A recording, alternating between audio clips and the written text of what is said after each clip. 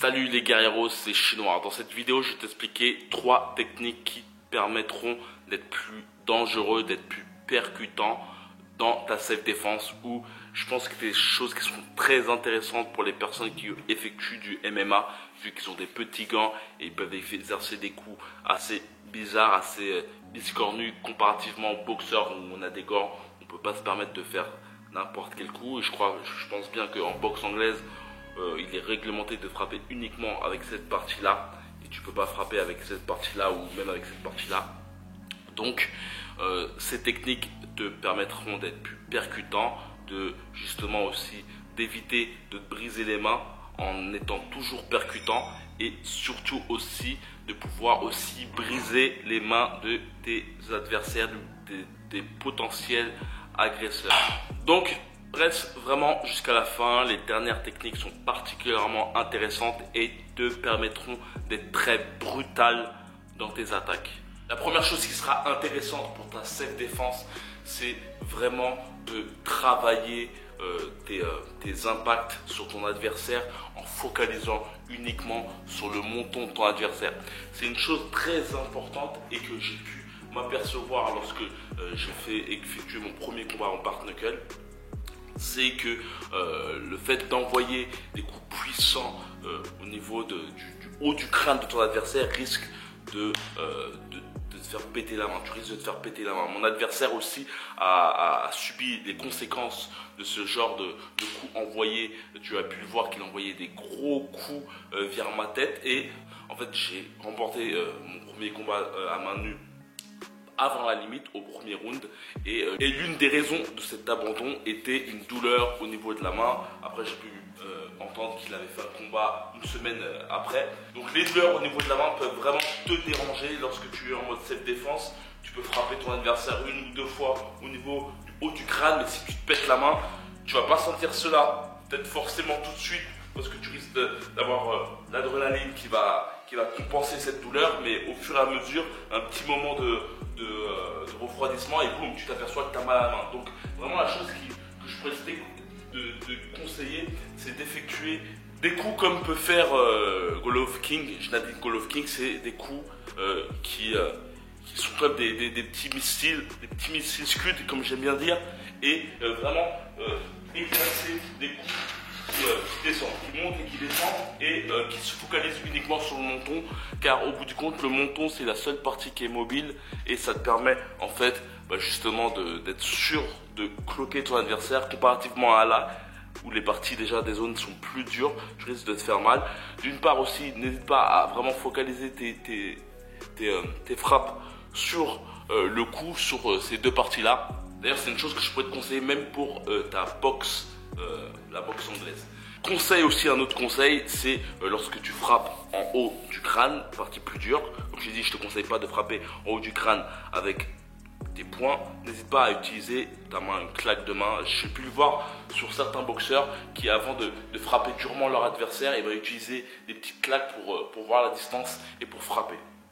Donc là, n'hésite pas à utiliser la pomme d'Adam. Il y a un boxeur, plutôt un combattant de MMA qui s'appelle Van Rutten, je pense, un truc comme ça, et qui avait une frappe de dingue. Donc n'hésite pas à utiliser même cette partie-là ou cette partie-là quand tu frappes en haut de la tête. Après, il y a une chose très intéressante pour justement frapper en haut de la tête. Il y a les coups de poing marteau. C'est-à-dire de frapper avec cette partie-là. Très intéressante pour faire mal à son adversaire. Donc j'ai pu vraiment apprendre beaucoup via la boxe gréco-romaine, le pugilat, et on aura tendance à penser qu'il suffit simplement de faire ce genre de mouvement, mais avec les coups de poing marteau en fait tu peux exercer ce genre de mouvement. Voilà.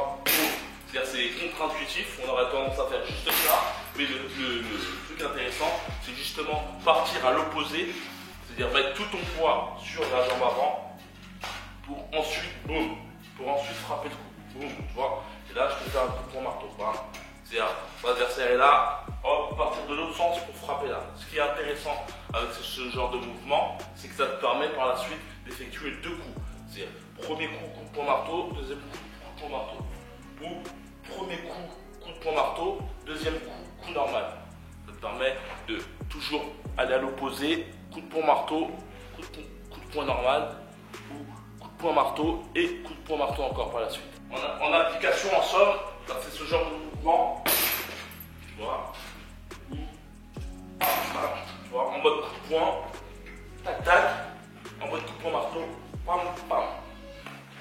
À ça, il faut vraiment imposer ton poids sur ton adversaire.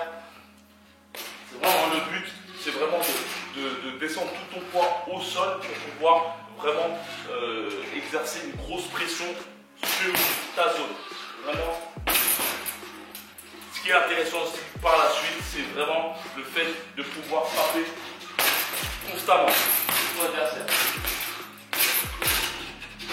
Surtout lorsque tu focalises tes frappes au niveau des tempes. Donc bam bam, bam bam, bam bam.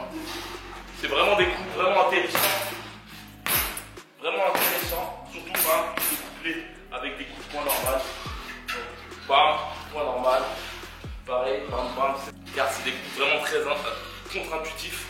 Ton adversaire va croire que là, on aurait tendance à croire que ça sera un uppercut ou un crochet, mais en fait, bon, ça va être ce coup-là qui peut être parti aussi d'en bas, boum, et qui te permet par la suite de frapper avec un coup normal ou un coup en mode coup de poing marteau, en sachant que tu as une forte résistance au choc à ce niveau-là. Et dernière astuce très intéressante pour faire mal à tes adversaires, c'est l'utilisation de tes coudes.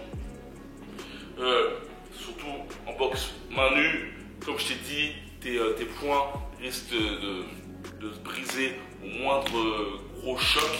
Et justement, l'utilisation des coudes est vraiment intéressante car c'est tout aussi dur que ton crâne. Et le but, en somme, c'est lorsque tu te confrontes à quelqu'un, de ne pas hésiter. Je pense que les gars de Muay Thai ont tendance à faire ce genre de mouvement, les mecs de Muay Thai, mais c'est souvent pour frapper leur adversaire. Ça va être le but, ça va être simplement de justement d'avoir une garde solide.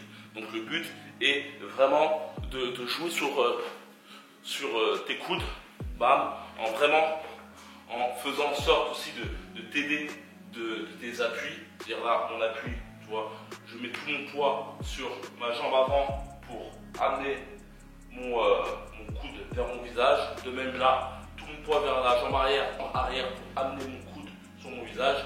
Et tu vois, c'est comme un boxeur. Boum, tu vois. Boum. Et ce qui peut permettre aussi par la suite d'envoyer des coups de poing marteau. Tu vois, tac. Boum. Coup de poing marteau. Coup de poing marteau. Tac, tac, tac. Boum.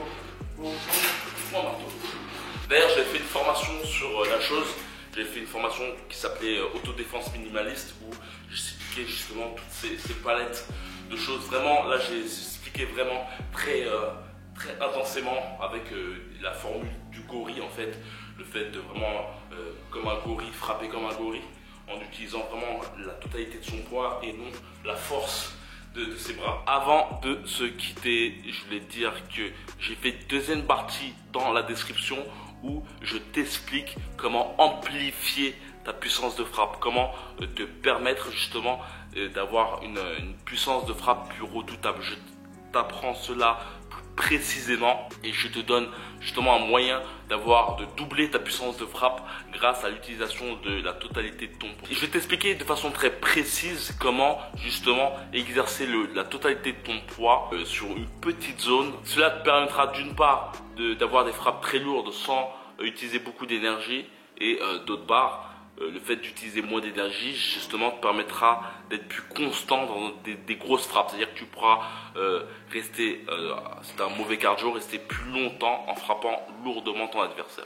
Pour recevoir tout cela, il suffit simplement d'aller dans la description. Il y a un lien qui te permettra d'aller dans un groupe privé qui est gratuit et qui te permettra justement de voir toutes ces vidéos qui seront envoyées dans ta boîte mail. Donc envoie-moi ton plus beau mail pour que je t'envoie ça dans ta boîte mail. Si tu m'envoies un mauvais mail, en fait, tu ne recevras pas justement ces formations offertes. Donc, on se retrouve de l'autre côté, dans les coulisses, via ton mail. Et comme d'habitude, que la boxe est avec toi.